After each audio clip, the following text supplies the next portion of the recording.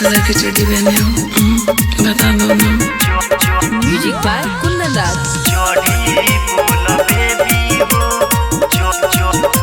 बता दो ना। अरे कावना कलर के पेन्हले बारू चढ़ी बोल बेबी हो। अरे ये बेबी बोल ना बेबी हो। कावना कलर के पेन्हले बारू चढ़ी बोल बेबी हो।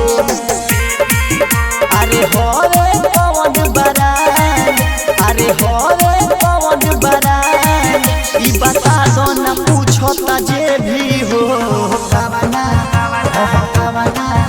अरे कावना कलर के पेन्हले बारू चढ़ी बोल बेबी हो। कावना कलर के पेन्हले बारू चढ़ी बोल बेबी हो। किस कलर की चड्डी पहने हो? बता दो ना।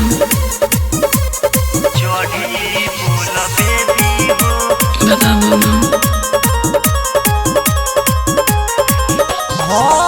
सोशल मीडिया चारा चाहबा खुल के बता दो बूची कितना लागल खर्चाबा।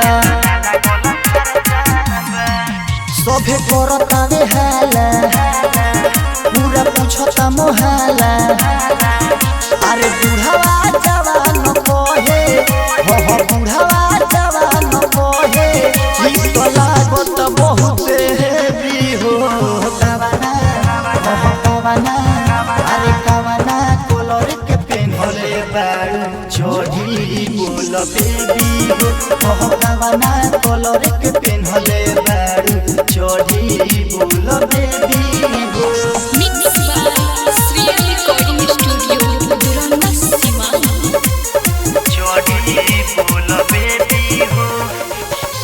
किस कलर की चड्डी पहने हो? बता दो ना।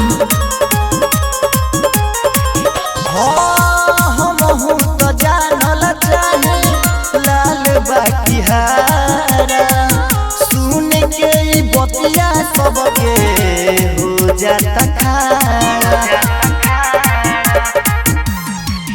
बारे करेला हार हो यही से चुअतावे लार हो।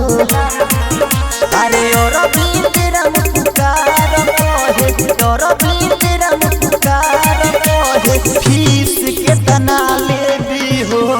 कावना अरे कावना कलर के पेन्हले बारू चढ़ी बोल बेबी हो।